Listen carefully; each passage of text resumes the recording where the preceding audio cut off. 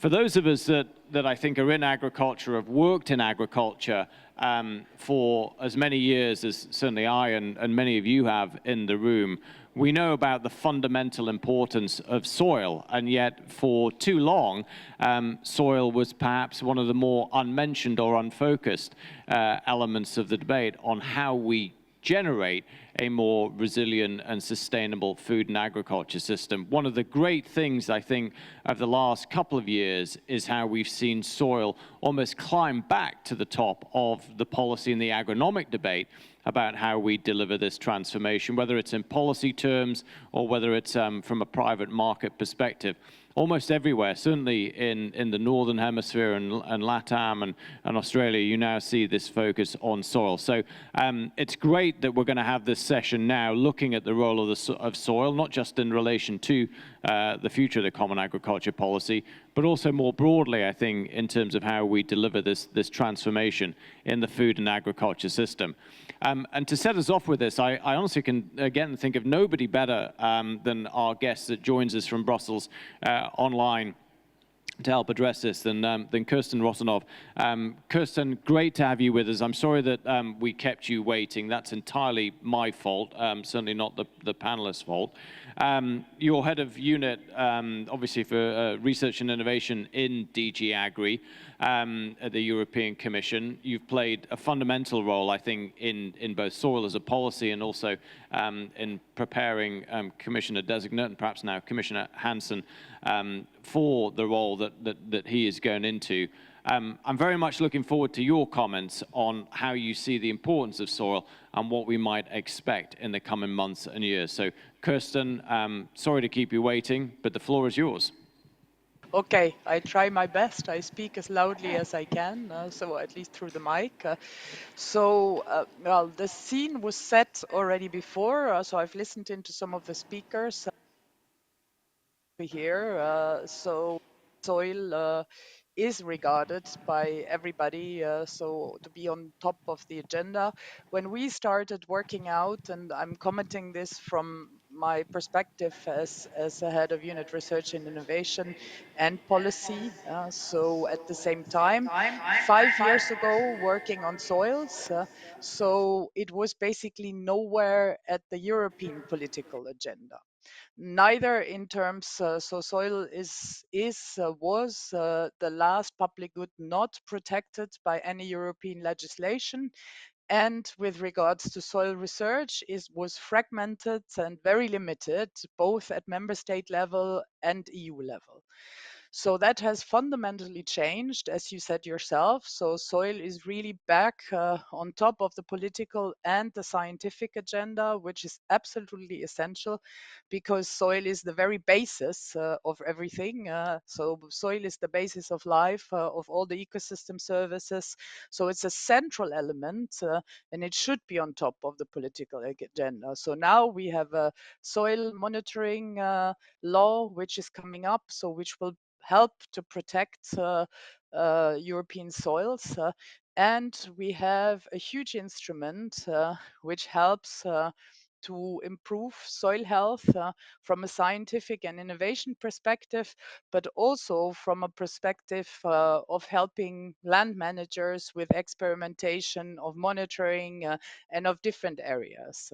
So it's absolutely great that the then commissioner in time so managed to put on the Horizon Europe, so the research and innovation framework program at the EU level, really as the top 5 priorities and the top 5 societal challenges most important for our time to solve soil health. So this allows us now to pursue, so to establish soil health with a budget of almost 1 billion euro during this perspective, which is unprecedented in research and innovation. And from that also feed in the policy development, which is important. So this is, we have set up, the soil mission with 4 building blocks that we now work on with many also here on the panel. So first, with a very ambitious research and innovation program, also closing knowledge gaps, not only on soil biological or chemical aspects, but also on business models, on socio-economic research, so where really there are knowledge gaps. The second aspect is that we have a lot of research and innovation out there actually, but it's not sufficiently known and used by the land managers. So that's a real concern that we address also through the soil mission with the so-called living labs. So really experimentation based, coming from farm, from field level, from forest level, from urban gardener level. So bringing the science and innovation to the field, to the forest, to the urban garden, and really start working on improving soil health on the actual level that we work at. And we aim to have more than 1,000 of such experimental testing sites where farmers can easily participate. We have tried to find a mechanism to ease this participation and cooperation with innovation and the research institutes on the field, where we also fund this in a manner which is good to encourage participation. The third building block we work on is soil monitoring and soil indicators. So, I mean, it's very important to even know when we talk about soil health. What is even soil health? How do we define that? So, the continued capacity to provide ecosystem services, but also which indicators do we actually use to measure so that we don't compare apples with pears in the different member states, and that we also have a baseline from which we start off, so that we work together with GRC and also the member states so to establish this, so to be sure we feed this in the soil monitoring law preparations as scientific evidence for the moment. And last but not least, the fourth building block of our action is directed towards soil literacy. So really making sure that soil is everywhere, is in curricula of schools and professional schools. We get soil advisors and advocates out there, soil ambassadors, so that we really make this a trajectory which does not involve landowners as such only, but a much broader crowd. So this is important to make sure that we keep the attention as it is. Coming from DG Agri, it's of course also important to see that soil as such is covered in a much broader way in this period under the Common Agricultural Policy. So from the previous period where we covered about 50% or 15% of the land with actions, we're now up to 50%. So where we will provide under the CAP support for actions aimed at improving soils or avoiding soil degradation, including water erosion, really important. And in other words, more than 40 billion euros have been estimated to be made available to improve soil quality. There is a balance between mandatory requirements and voluntary measures that can be undertaken. So, for instance, focusing on soil preservation, including crop rotation, minimum soil coverage, and tillage management at farm level, or also on crop diversification, including legumes, catch crops with mixture of species, and so on.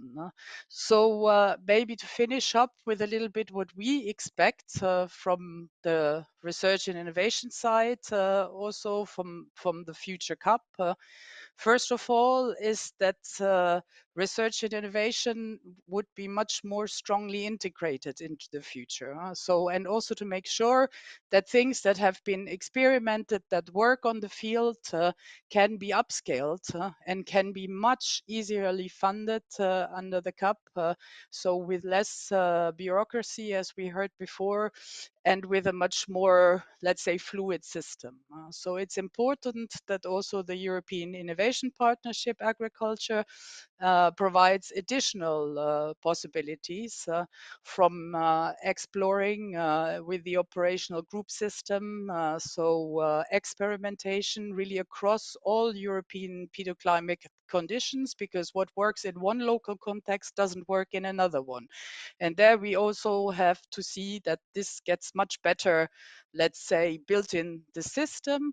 So then also you would have seen that one of the proposals of the strategic dialogue, which might also be taken up in the agricultural vision for the first 100 years, first 100 days, that will be presented this spring, is a farm-based benchmarking system.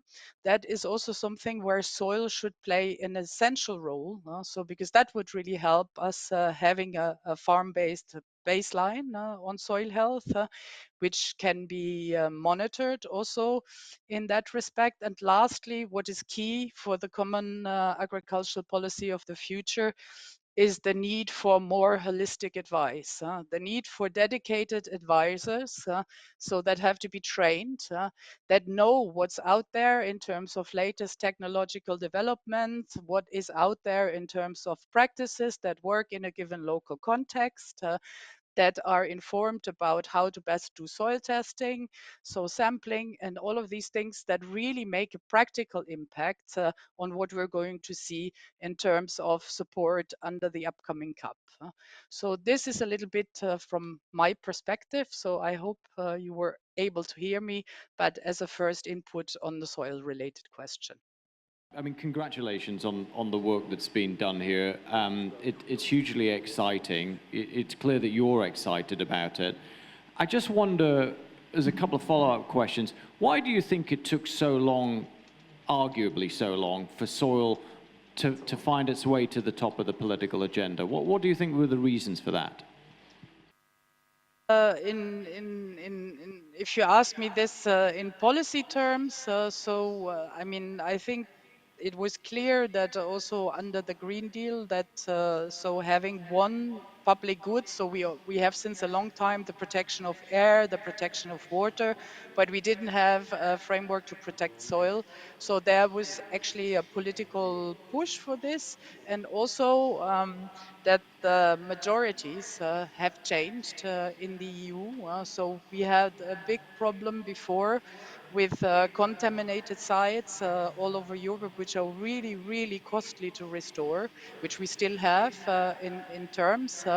But that was at the center of the previous proposal. And the proposal now takes a bit of a softer approach, I would say, to this, but really starting out from a monitoring and resilience perspective, starting to build the basis and also leaving more room for voluntary, let's say, action, which is also important in this regard.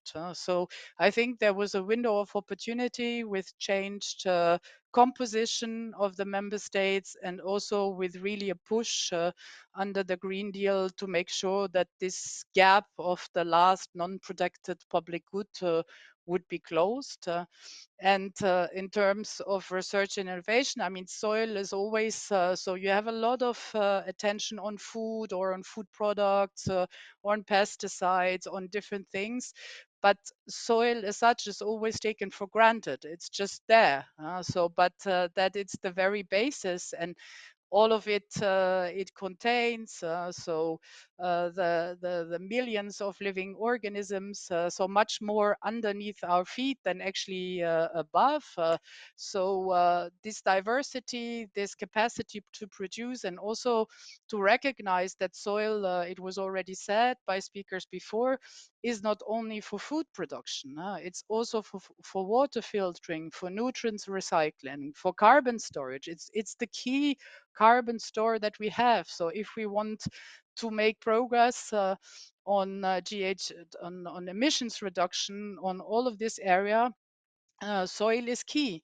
And also in terms of biodiversity. So it's really something which was more unknown, which was the basis, which was always there, taken for granted, but did not receive in the past the political attention. But I think with this communication campaign, and you were mentioning in the beginning as well, that it is not only Europe, but everywhere in the world. So if we can already have a Netflix movie, I'm sorry to get a bit populistic here, but about soils that families watch and soil health, then I think we're at the right spot where everybody can actually chip in this. And that's something that has really fundamentally shifted in the last years, and luckily so. I think to be populistic as well, I think that there's a Woody Harrelson film, Kiss the Ground, which very much goes in that direction. And I think that, for me, was the beginning of the tipping point. We may question the content of Kiss the Ground and the scientific science that sits behind it, but it was great to see that attention. One final question before I bring in the panel, Kirsten. I think you heard a little bit of the discussion in the previous panel about that balance between outputs and outcomes, over-regulation in some places, under-regulation in others. How confident are you in terms of what you set up, that we're going to have the balance right between regulatory intervention, building the infrastructure that can support, ensure the knowledge transfer, and ensure that public and private incentives come in to help build the soil health that we need? Honestly, I'm quite confident that we will manage to square this circle. So this is something we have been experimenting with for quite a while now. We know what works, what doesn't work. So you have also seen in the last CUP, let's say, simplification proposals, so that there was a rebalancing a bit of what can be voluntary, what should be mandatory, and what can be done. So the first, let's say, evaluations of looking in how well also the voluntary measures work. And how much there's yeah, let's say voluntary will to go further, they go quite far. And as I've said before, if on top of that we can develop a reliable benchmarking system, this should really help to ease these issues. And going a little bit into the direction of what you asked, Lars, in terms of combining private and public funding, there is also a great willingness to go further.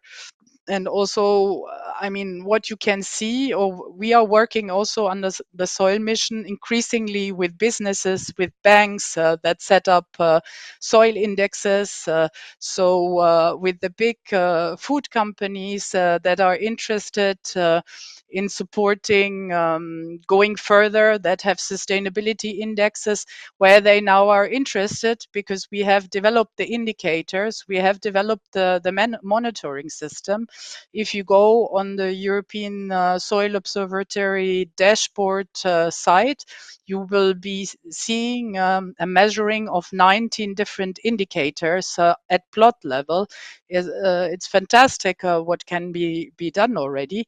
So there is interest in taking this over also into the private sector and getting it further and using it as a reward. And we're also working together a lot with, for instance, foundations, so that really have an interest and in taking this further. And under the new CUP and also the models that we explore, for instance, working with the European Investment Bank, where we have done together a study to see so also how we get in those contaminated sites where we really have a problem, how do we make a business case out of that? So how can the involvement of the European Investment Bank help on this side? We're making progress on all of that fronts, and that sort of makes me look at the future in quite an optimistic manner. Well, it's great to hear, Kirsten. It really is, and I know from some of the work that we do in the forum, when you look at the level of interest from beyond the value chain in what we're doing on soil, what you're doing in the Commission on Soil, it also gives me great confidence that we're going to attract investment that is needed to support our farmers and land managers in doing that. So thank you for your leadership, Kirsten. If we haven't exhausted your patience, please just stay with us for another 20 minutes or so.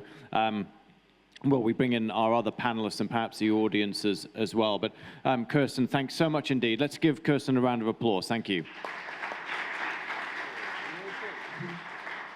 So to keep us moving, I'm now going to ask Professor Piotr Gradziuk and Dariusz Zip.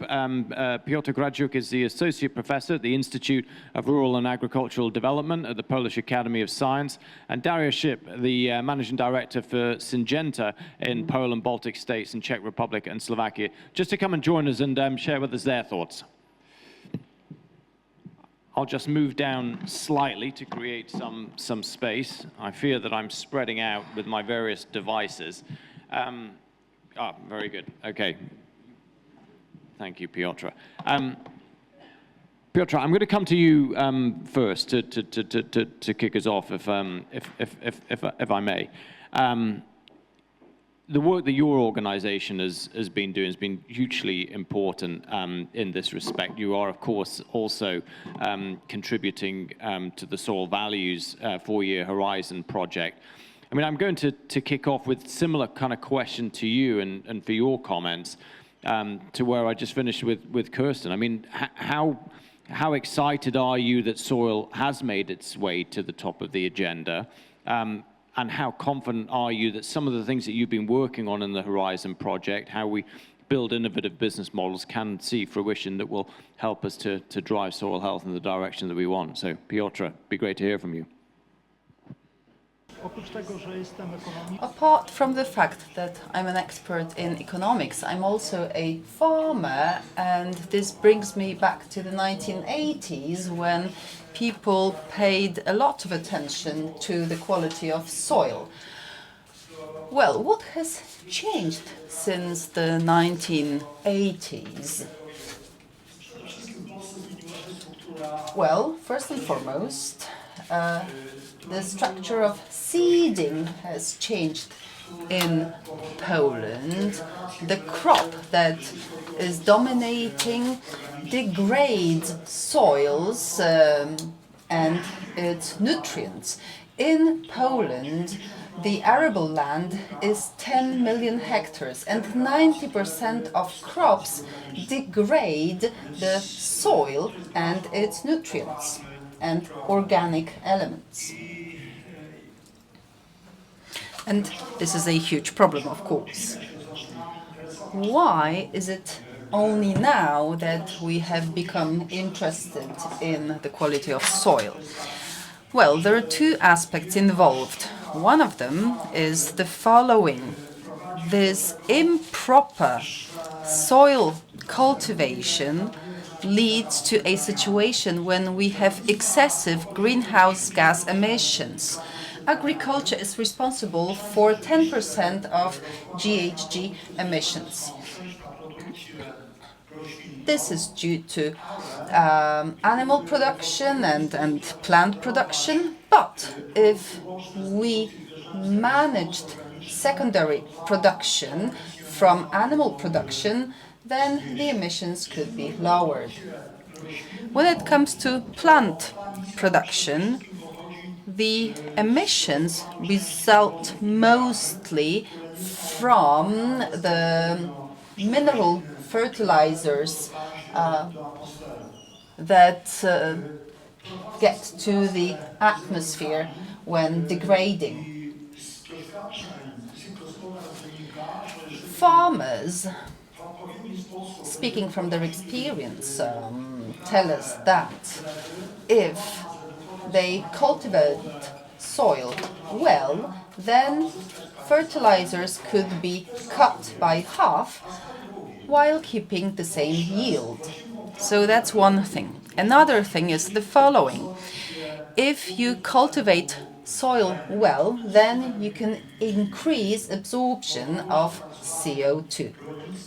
So we can speak here about the so-called carbon-based farming. So some part of CO2 could be naturally stored in soil. And the third aspect is that farmers need to be able to make profit out of it. So we need to increase the quality of soil through developing right business models. I also want to refer to agriculture policy. during the previous panel, and Christine has mentioned this as well. Well, as part of common agricultural policy, in the last programming period, we had some activities aimed at convincing farmers to such eco schemes that allow for storage of CO2 in soil. In Poland, eco schemes were very popular, and very many of them were introduced. And this only shows that if we create necessary economic incentives for farmers, they will embrace the solution. So I'm referring here to the address of the representative of the Minister of Agriculture. Now, what is our project about now, ladies and gentlemen? Our project aims at increasing the quality of soil, and we collaborate with those who cultivate sugar beet. Why? Because they have turned to scientists to decide how to lower the emissions of CO2 from the production of sugar beet. Now, sugar beet requires high outputs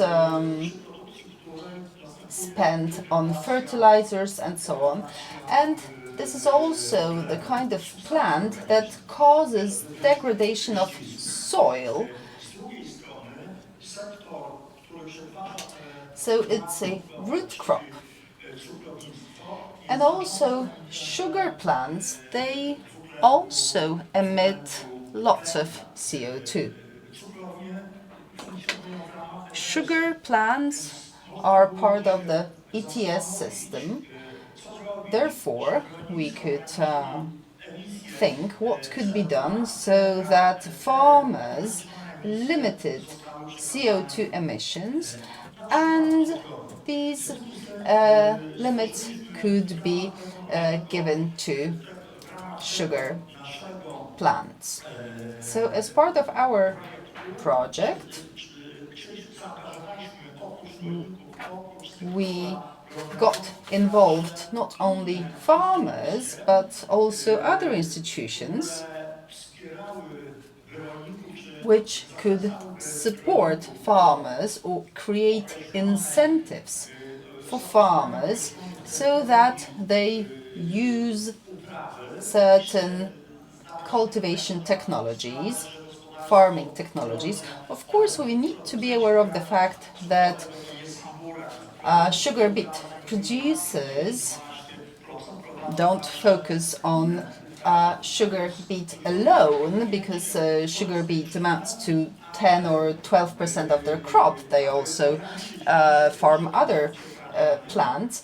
But we want to limit CO2 emissions, and we want this project to involve sugar plants and also sugar consumers. That's all from me. Thank you very much. Perfect. Thank you so much indeed. We're going to open up to a discussion in a moment. For those of you that are eagle-eyed, you would have seen that I completely forgot to introduce Sebastian Balcerek from Cargill. And Sebastian, please come on the stage, and you are absolutely allowed to, as we say in English, clip me around the ear for forgetting to do that. Because I want to pick up on what Piotr has said. Between the two of you, you represent important parts of the incentivization that we're going to need to support farmers in what they need in order to be able to improve soil health, to work on their soil health. you, Dariusz, from the Syngenta perspective, the upstream, the inputs that are going to be required, but also I think with the Regen Connect program of Cargill, you've actually gone down some of the track of already trying to find the incentives that they're going to need. So Dariusz, I'm going to just give you the floor first, and then Sebastian, really want to hear from you, and then we'll have the discussion. Dariusz. Thank you, Mal. I would say, well, I will switch to Polish. So, good afternoon, everyone. Dzień dobry wszystkim. Hello, ladies and gentlemen.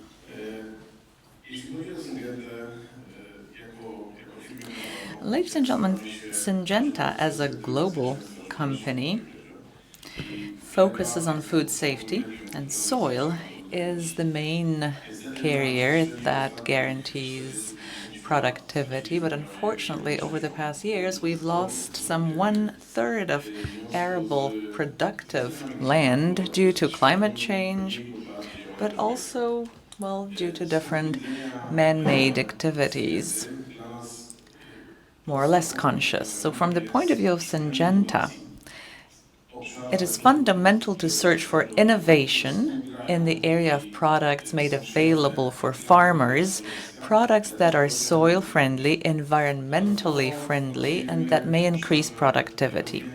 And additionally, we also develop different services to be able to assist farmers in soil diagnostics and in some basic analyses and testing that would allow farmers to take decisions over the vegetation cycle. And as Syngenta, we believe that it is important to maintain a high level of biodiversity. 25% of global biodiversity is hidden underneath the ground. And so there are different agricultural practices in place, and you can either enhance biodiversity or you can compromise biodiversity.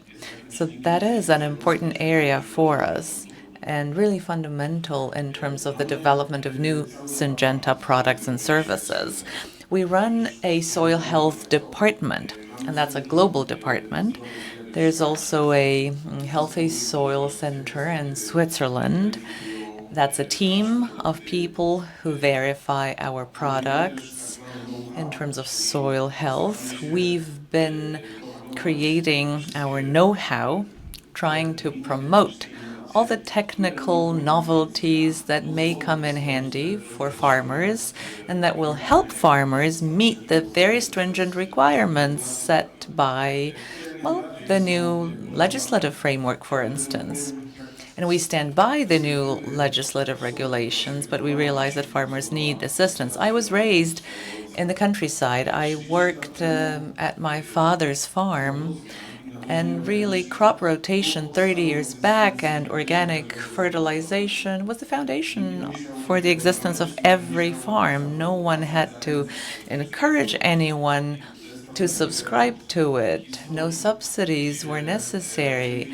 So history sort of laughs at us now because we're trying to turn back the clock and return to a healthier and more sustainable crop cultivation. But in the meantime, this entire bureaucratic machinery has been set in place. But please remember that at the end of the day, it is the farmer himself that works out in the field and needs assistance. So there's an innovative service that we launched in 2022. InterraScan is the name of it. InterraScan is an advanced system of soil scanning, soil diagnostics. It offers comprehensive soil diagnostics. It's like a health checkup. When you go to a physician for a regular health checkup, that's what you can accomplish using InterraScan. You will receive feedback on the health of your soil. And that service comes with two benefits. First of all, it raises awareness of the farmer on what the soil quality is. And as you know, there's a problem with the Polish pH, the organic matter that's included in the Polish soil and so forth. And so using InterraScan, you can generate highly detailed, sophisticated maps, taking into consideration the requirements of this so-called precision farming. Precision farming under the 4.0 industry is important. You need to know how to adjust your crop rotation, how to select the crop that will give you the best yield given the quality of the soil. So this is a very practical tool that farmers can use, and globally. As Syngenta, we've also undertaken an important challenge. We would like to retrieve 3 million hectares of land annually. We would like to retrieve them because this is the land that's been partially degraded. We've collaborated with scientists across the world. A lot of work has been done in Brazil, for instance. More than 20 million hectares of land are now subject to recovery or reclamation.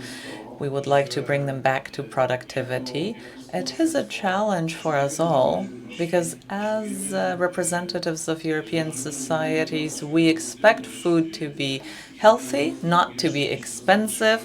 So productivity from a unit of land will need to be increased, or at least will have to stay at the same level given the demand in Europe. Perhaps as of now, we have not been affected by the process so much, but we will need to come to terms with the changing circumstances, which is why biological, biodiverse products will be important.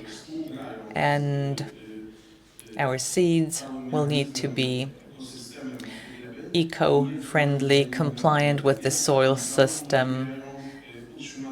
They should not have a negative impact on the soil, and they should guarantee the right levels of productivity of legumes or other crops. So we offer biostimulators. That's another interesting service. Soil, mind you, is the main carrier, the main substrate that supports plants at a time of shortage of water, for instance. And if you apply the right products like biostimulators, you can also enhance the entire, the health of the system, the resilience of the system. It makes plants more resistant to stress. Perfect. Darius, thank you very much. Sorry for curtailing your comments. Hugely interested in terms of the innovation that's coming down and what Syngenta is doing. Come back to that in a moment, because I think it's entirely in line with what we heard from Piotr and also from Kirsten on the way in terms of what we're trying to set up here. Sebastian, I'm going to turn to you, both in your personal experience, professional experience, and obviously working for Cargill with the Regen Connect program. You're helping to incentivize, I think, some of the changes in behaviors and supporting farmers through it. Tell us a bit more about what you're doing and the impact that you're seeing that's happening in the field. Thank you, Mark. So first of all, apologies, I skipped the dinner last night, but I didn't mean to skip the panel, actually. So, You weren't skipped on the panel because you skipped dinner, I assure you. That was my fault. Yeah, so it takes 6 steps to build the connection to anybody else in the world for each of us. So that might sound like not a lot, but if you are a farmer, if you have a new type of product and you want to reach the food industry with it, and you want to tell the food industry that you're doing something good on your soil, that 6 steps is quite a lot. So we believe at Cargill that we are actually covering a lot of those steps in our global supply chain. So we wanted to bring it down to one simple stage for the farmer to get with his environmental asset to the scene. So that's where Regen Connect comes in. But there were 3 rules that we really paid attention to create this private incentive scheme. And by the way, shout out to the entire food industry, to everybody. For the last 3-4 years, we have actually managed, not only in Europe, but to create a separate private sustainable market system, voluntary one, which works. And that is something that we, when I get to the CAP, we'll try to talk about. But these 3 rules, and by the way, in my previous Cargill role, I used to work as getting the incentives for the Cargill. That might have been maybe one factor when I got the job to design the incentives for the farmers. But there are three important elements. Simplicity. So yes, soil is very complex, but in order to get the scheme for the farmer to join, you need to make it simple. Then second is the flexibility. You do not want to distort the trade decision on the farmer. You do not want to impact his crop parent choices. You do not want to impact input providers he's working with. You got to be flexible as much as you can. And then step three is actually you need to make that incentive working to incentivize to make the change. And did work in our case, so globally, well, we are active in US, Europe, Brazil, Canada, and Australia. In US, we have 1.1 million acres already constructed. In Europe, less than 10,000 farms, but more or less like 120,000 hectares in the pool.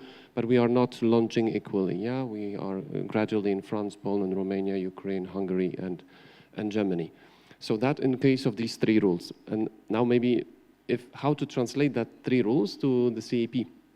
Because in terms of practices, the complexity, how we address. If you fail on the simplicity, if you fail on the flexibility, the risk goes up.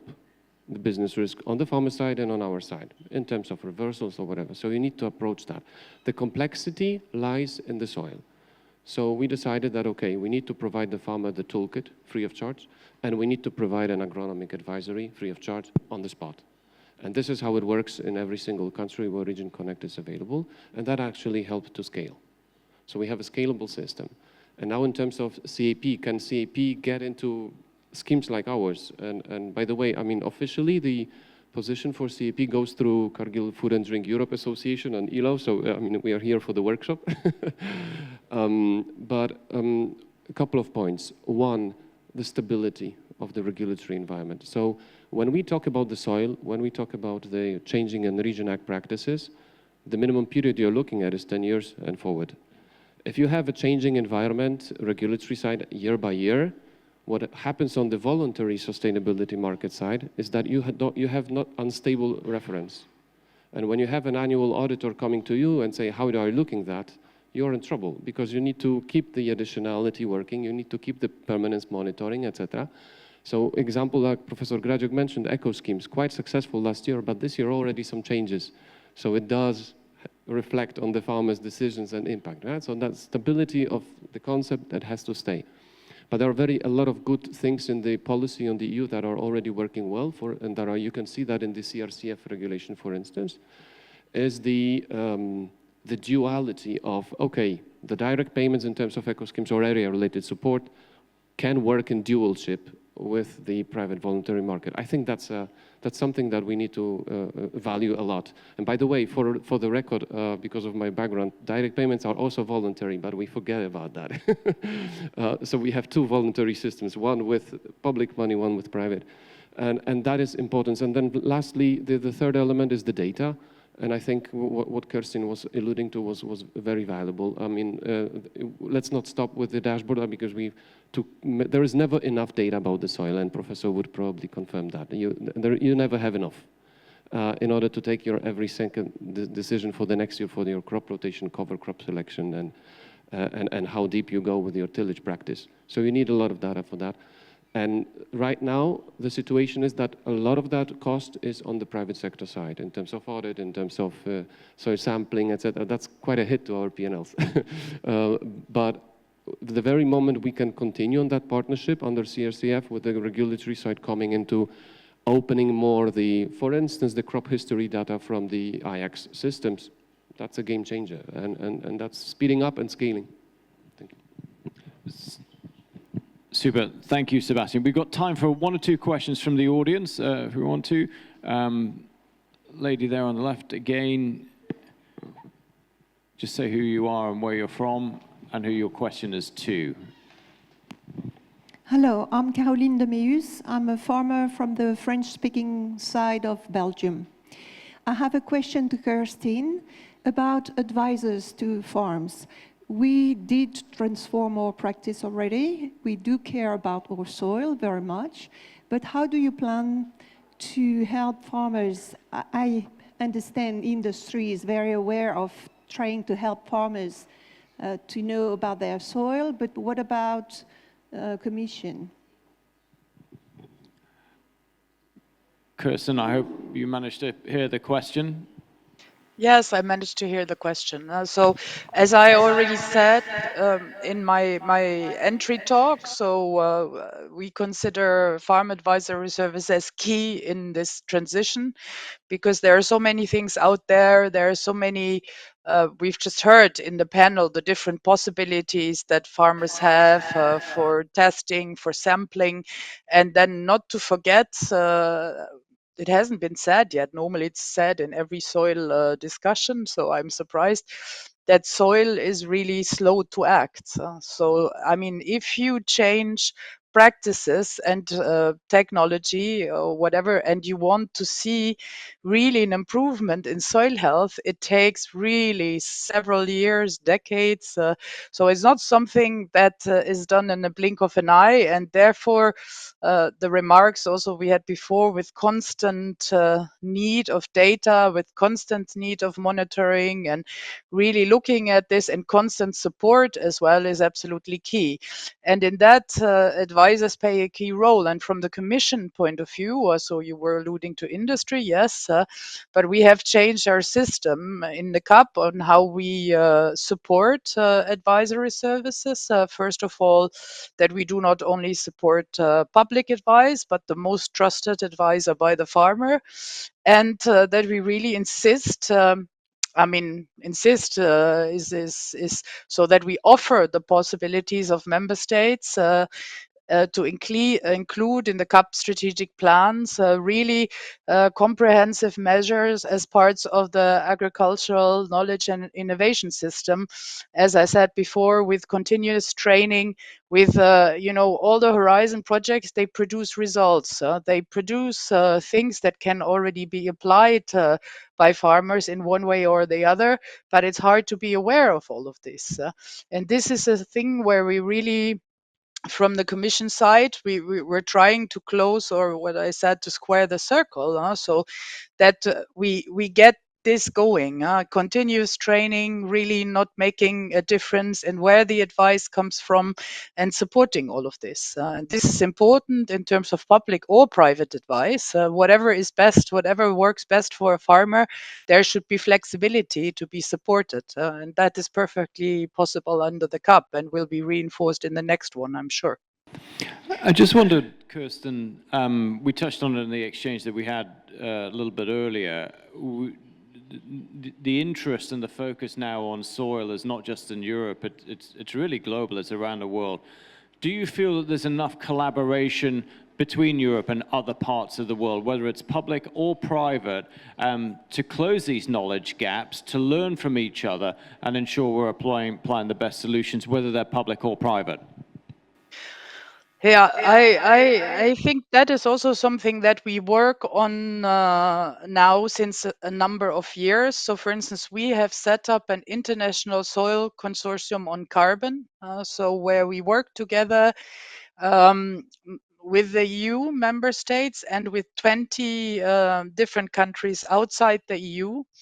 So there is really a cooperation taking off, which is unprecedented in the area before, because one of our aims is also to reduce the global soil footprint, not only the EU one. So there are quite a number of initiatives that are taking now off the ground now. So it's not necessarily always easy, but also, for instance, I follow the scientific discussions in the G20. So, and there you can also see that increasingly these issues on soil and organic production or other issues that play a more and more general role. Even Australia, I mean, they had a soil advocate, a governmentally paid soil advocate, was also at our last Agri Research Conference. So whenever we are talking to our counterparts at EU level on agriculture as such, research and innovation anyways always plays a key role, and more there's interest in exchanging about soil. So we are having talks by the week with every part of the world with what we're doing, doing. We are having a cooperation, for instance, with Japan, which we were very interested in what we do on soil contamination. Then on Africa, we have a very close cooperation where we also help to set up, or where we kind of where there's interest in having access, for instance, on our observation methods and so on. We work with the Bill and Melinda Gates Foundation that have pledged their own funding to replicate some of the things that we do in Europe, in Africa. So I would say yes. So we are not maybe there yet. We can do more, but it's very promising, all the contacts that we have, I have to say. Very encouraging, Kirsten, particularly the engagement also with some of the philanthropic foundations also playing such a critical role, like Bill and Melinda Gates. We might have time for one more question from the audience, if there is one.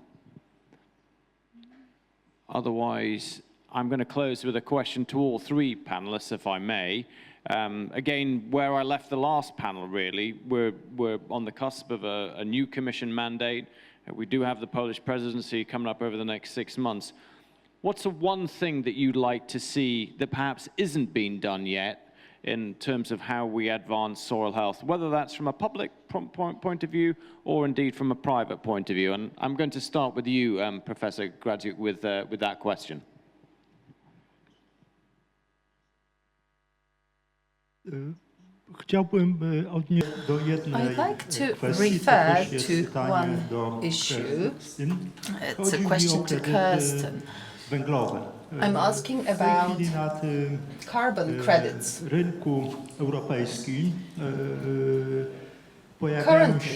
at the European market, we've had some private initiatives incentivizing farmers to mitigate greenhouse gas emissions and offering them certain certificates for such activities. The European Commission has taken on certain measures, and I want to ask about the final effects. When can we expect them? It is estimated that in Poland,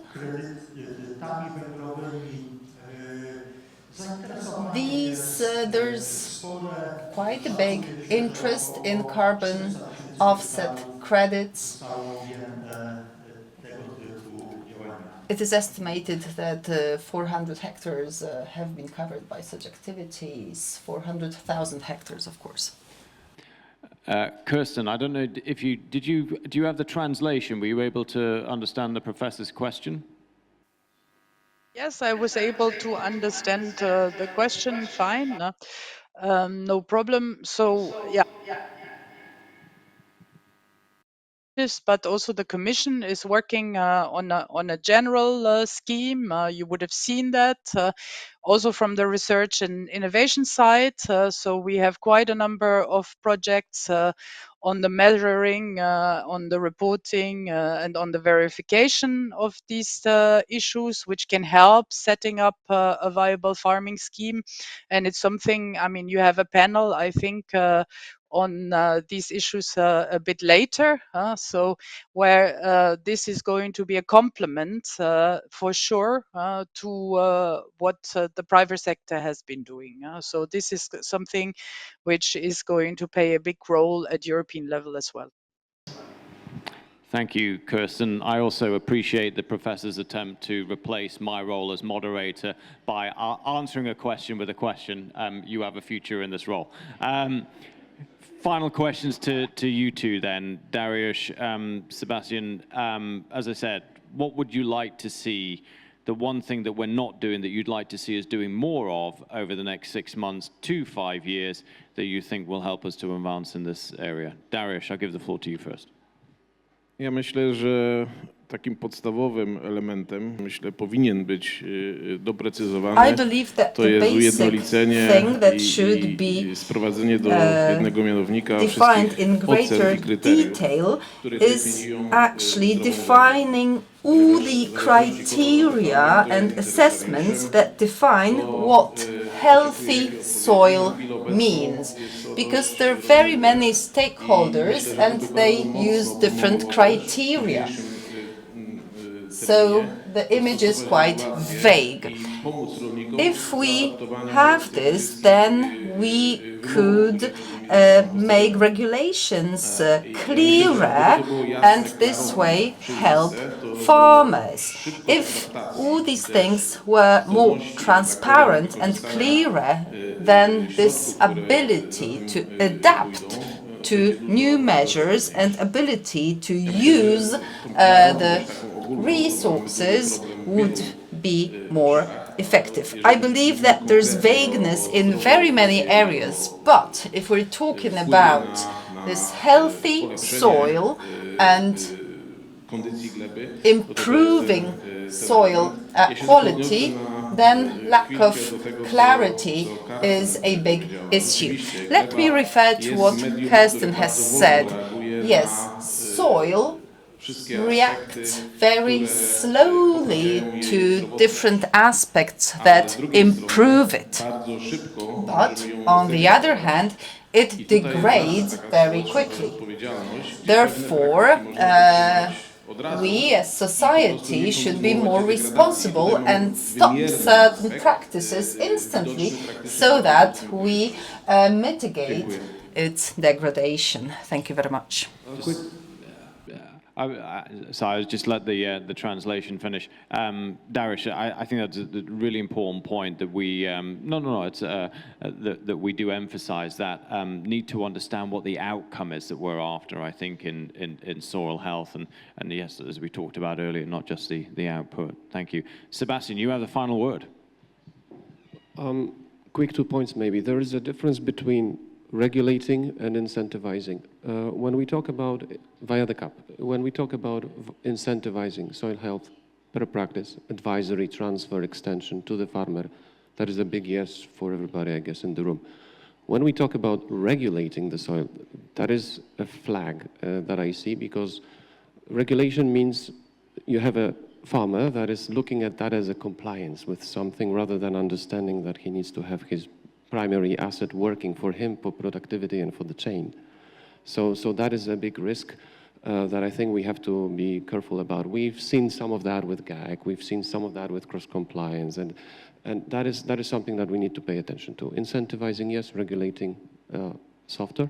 And the other aspect that I think was not discussed today in the room is when you look into the soil and as an element of the fixed asset, which is the real estate, there's, I think for the ELO is one of the key elements, because we need to have a discussion, maybe not today, about monitoring what we capitalize that actually and what the impact on the real estate market is and the farmland. We've heard from Grzegorz in an earlier panel that we are not done yet with consolidation or with farm structures improvement.